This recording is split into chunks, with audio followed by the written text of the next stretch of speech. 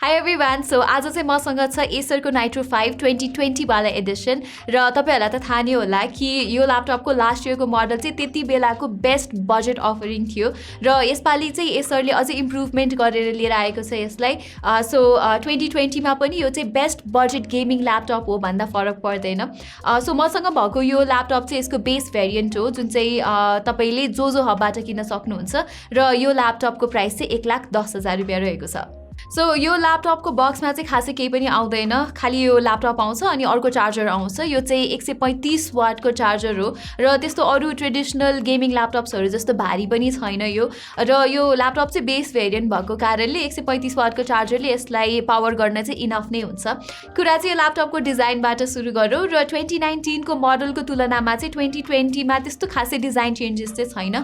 Difference भनेको चाहिँ यो पछाडिको लिडमा छ र यो ल्यापटपको कन्स्ट्रक्सन चाहिँ प्लास्टिकले गरेको हो र यो प्लास्टिक भए तापनि हार्ड नै छ र स्टडी नै छ जे होस् भनौँ न।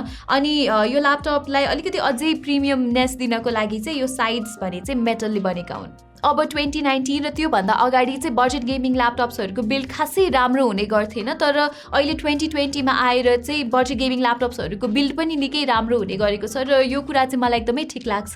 र यो ल्यापटपको कुरा गर्नु पर्दाखेरि चाहिँ यसको हिन्ज पनि बलियो नै छ जे होस्, 2-3 वर्षसम्म पनि बिग्रेला भनेर टेन्सन चाहिँ लिनु पर्दैन। अब डिजाइनकै कुरा गरिरहँदा चाहिँ हिट म्यानेजमेन्टको लागि चाहिँ यहाँ 4वटा एक्जस्ट भेन्ट्सहरू दिएको छ। एउटा चाहिँ यता राइट साइडमा छ, अर्को लेफ्ट साइडमा र दुईटा चाहिँ यस्तो पछाडिपट्टि रहेका छन्। र पोर्ट सेलेक्सन पनि मलाई ल्यापटपको चित्त बुझ्दो नै लाग्छ। लेफ्टमा चाहिँ तपाईले 2वटा USB 3.2 Gen 1 type A port पाउनुहुन्छ अनि त्यसपछि चाहिँ यहाँ हेडफोन ज्याक रहेको छ र अर्को ल्यान पोर्ट छ। राइट साइडमा चाहिँ तपाईले HDMI 2.0 पोर्ट पाउनुहुन्छ र एउटा USB 3.2 Gen 2 टाइप A अनि अर्को चाहिँ USB 3.2 Gen 2 type C port पाउनुहुन्छ। त्यसैगरी यो ल्यापटपको तल्लो भागमा चाहिँ तपाईले एयर इन्टेक भेन्ट्सहरू पाउनुहुन्छ र यता साइडमा चाहिँ 2वटा 2 वाटको स्पिकर्सहरू रहेका छन्। र यो स्पिकर्सहरू चाहिँ ठिकै खालको छ, लाउड चाहिँ फेयरली लाउड नै छ, तर यसको साउन्ड त्यस्तो क्रिस्प भने चाहिँ छैन। भित्रतिर हेर्दाखेरि चाहिँ यो ल्यापटपमा तपाईले 15.6 इन्चेसको IPS LCD स्क्रिन भेटाउनुहुन्छ र यसको रिफ्रेश रेट चाहिँ स्ट्यान्डर्ड 60 हर्ट्जको मात्रै छ। तर तपाईले मार्केटमा चाहिँ 120 हर्ट्जसम्मको रिफ्रेश रेट भएको यही ल्यापटपको अर्को भेरिएन्ट पाउन सक्नुहुन्छ, तर मेरो चाहिँ बेस भेरिएन्ट भएको कारणले 60 हर्ट्जको मात्रै हो। एसरले चाहिँ लास्ट इयर भन्दा क्वालिटी अलिकति इम्प्रुभ गरेको छ यो डिस्प्लेको, specially in terms of colour accuracy.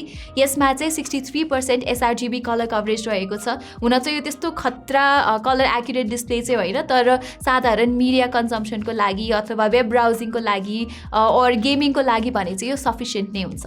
ब्राइटनेसको कुरा गर्दाखेरि यो ल्यापटपमा चाहिँ तपाईले 300 निट्सको ब्राइटनेस पाउन सक्नुहुन्छ, जुन त्यस्तो खतरा भने चाहिँ होइन, तर फर वाट इट्स वर्थ ठिकै नै छ र यसको भ्युइङ एङ्गल्स पनि निकै राम्रो रहेका छन्। मुभिङ अन, यहाँ किबोर्ड चाहिँ पहिला जस्तै स्ट्यान्डर्ड किबोर्ड नै हो। एसरको नाइट्रो सिरिजको किबोर्ड चाहिँ पहिलादेखि नै राम्रो नै हुने गर्थ्यो भने यो पनि त्यस्तै नै छ।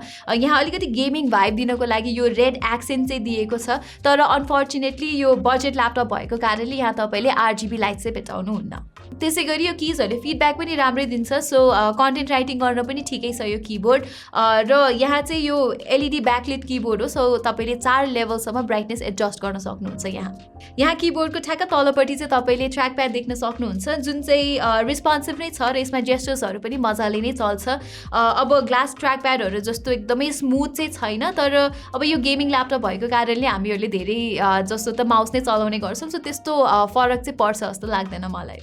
अनि यसपछि यो किबोर्डमा चाहिँ तपाईँले नाइट्रो सेन्स भन्ने डेडिकेटेड बटन पनि भेटाउन सक्नुहुन्छ, जसबाट चाहिँ तपाईँले एसरको नाइट्रो सेन्स एपलाई डाइरेक्टली खोल्न सक्नुहुन्छ। नाइट्रो सेन्स भनेको चाहिँ सिम्पली एसरको एउटा एप हो जसबाट चाहिँ तपाईँले फ्यानको स्पिडहरू कन्ट्रोल गर्न मिल्छ र यो ल्यापटपको पावर प्लान पनि चेन्ज गर्न सक्नुहुन्छ। युजुअली मेरो जेनरल काम गर्दाखेरि चाहिँ म यो ल्यापटपलाई अटो मोडमा चलाउँथेँ भने गेमिङ गर्दाखेरि चाहिँ म यसलाई म्याक्स सेटिङमा चलाउने गर्थेँ र म्याक्स सेटिङमा चाहिँ यो ल्यापटपको फ्यान्सहरू फुल स्पिडमा चल्ने भएकोले पर्फर्मेन्स चाहिँ तपाईँले बेस्ट नै पाउनुहुन्छ। तर फेरि यो सेटिङमा चाहिँ यो फ्यानको नोइजहरू एकदमै धेरै आउने भएको कारणले तपाईँहरूलाई अब अनकम्फर्टेबल हुन्छ भने चाहिँ हेडफोन्स लगाएर चलाउन सक्नुहुन्छ। पर्फर्मेन्सको हिसाबमा चाहिँ लास्ट इयर भन्दा त्यति साह्रो फरक चाहिँ छैन। पहिला चाहिँ i5 9300H प्रोसेसर थियो भने अहिले चाहिँ i5 कै 10300H प्रोसेसर छ र डिफरेन्स भने चाहिँ त्यति मात्रै हो। अब 9 Gen प्रोसेसर र 10 Gen प्रोसेसरमा त्यस्तो आकाश पातालको डिफरेन्स चाहिँ छैन, त्यही 5 देखि 10% को डिफरेन्स होला। GPU को कुरा गर्दाखेरि चाहिँ तपाईले लास्ट इयर जस्तै 1650 ग्राफिक्स पाउनुहुन्छ जुन चाहिँ हामीले बजेट गेमिङ ल्यापटप्सहरुमा चाहिँ देखि नै रहेको हो। अब र्याम र रोमको कुरा गर्दा चाहिँ यो ल्यापटपमा तपाईले 8GB र्याम र 256GB स्टोरेज पाउनुहुन्छ र एउटा जनरल युजरको लागि चाहिँ मलाई 256GB अलिकति कम हो जस्तो लाग्छ। अब एउटा गेमले नै 50-60GB त खाइदिन्छ। यो ल्यापटपमा पनि मैले ब्याटलफिल्ड 5 र विचर 3 राख्दाखेरि चाहिँ यो यसको स्टोरेज चाहिँ अलमोस्ट नै फुल भएको थियो। सो यो प्रब्लमलाई सल्भ गर्ने चाहिँ तपाईले यहाँ एडिशनल हार्ड ड्राइभ राख्न सक्नुहुन्छ। यहाँ पछाडी चाहिँ ठाउँ छ जसमा चाहिँ तपाईले 2.5 इन्चेसको SATA SSD अथवा SATA हार्ड ड्राइभ राखेर स्टोरेजलाई एक्सप्यान्ड गर्न सक्नुहुन्छ। र्यामको कुरा गर्दा चाहिँ यहाँ 8GB सिंगल च्यानल 2933 MHz को र्याम छ र यहाँ एउटा खाली स्लट पनि रहेको छ। सो तपाईले फ्युचरमा चाहेमा यसलाई एक्सप्यान्ड गरेर डुअल च्यानल पनि बनाउन सक्नुहुन्छ र यही फ्रिक्वेन्सीको र्याम चाहिँ तपाईले बजारमा त्यही 5-6 हजार रुपैयाँमा मजाले पाउन सक्नुहुन्छ। पर्फर्मेन्सको कुरा गर्दा चाहिँ जेनरली गर्ने कामहरू जस्तै वर्ड चलाउने र क्रोम चलाउँदाखेरि चाहिँ यो ल्यापटपको पर्फर्मेन्स एक्सिलेन्ट नै छ। जोस एक टाइममा गुगल क्रोममा 20 देखि 25 वटा ट्याब्सहरू खुल्लै राख्दाखेरि पनि यो ल्यापटप चाहिँ मजाले नै चल्छ र त्यसै गरी गेमिङको कुरा गर्दाखेरि चाहिँ CS:GO र भ्यालोरेन्ट जस्तो गेम्सहरू चाहिँ तपाईले हाई सेटिङ्समा मजासँगले खेल्न सक्नुहुन्छ। इभन ब्याटलफिल्ड 5 र विचर 3 जस्तो अलिक ग्राफिक डिमान्डिङ गेम्सहरू चाहिँ तपाईले मिडियम सेटिङ्समा 55 देखि 60 FPS मा चाहिँ आरामले खेल्न सक्नुहुन्छ।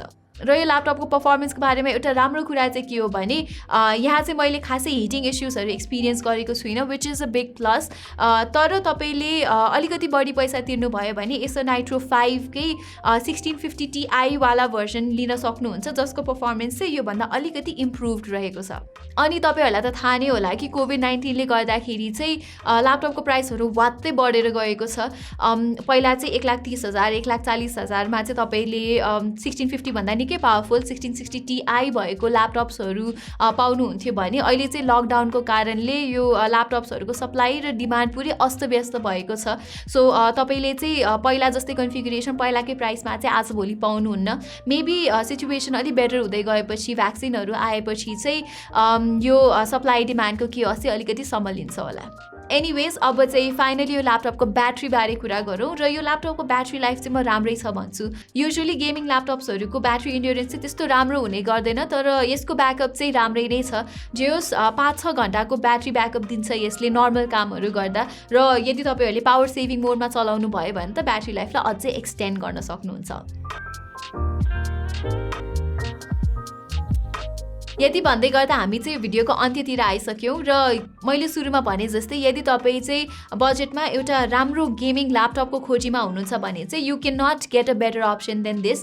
र यदि तपाईँ एउटा जेनरल पर्पस युजर हुनुहुन्छ भने पनि यो this laptop is powerful enough किनभने तपाईहरुले अल्ट्रा बुक्स किन्नुभयो भने चाहिँ त्यसमा यु सिरिजको प्रोसेसर हुने गर्दछ जुन चाहिँ it is not powerful enough र यु सिरिजको प्रोसेसर चाहिँ 2-3 वर्षपछि चाहिँ त्यसको पर्फर्मेन्स डिग्रेड हुँदै जान्छ भने यो ल्यापटपमा चाहिँ त्यस्तो हुँदैन। सो गेमिङको लागि अथवा जेनरल पर्पसको लागि चाहिँ बजेटमा यो एउटा निकै राम्रो अप्सन हो। सो यही नै थियो हाम्रो Acer Nitro 5 को 2020 वाला एडिसनको अनबक्सिङ र रिभ्यू। तपाईहरुलाई यो ल्यापटपको बारेमा केही जिज्ञासा छ भने तल कमेन्ट सेक्सनमा लेख्न नबिर्सिनु होला। अहिलेको लागि चाहिँ यति नै, धन्यवाद।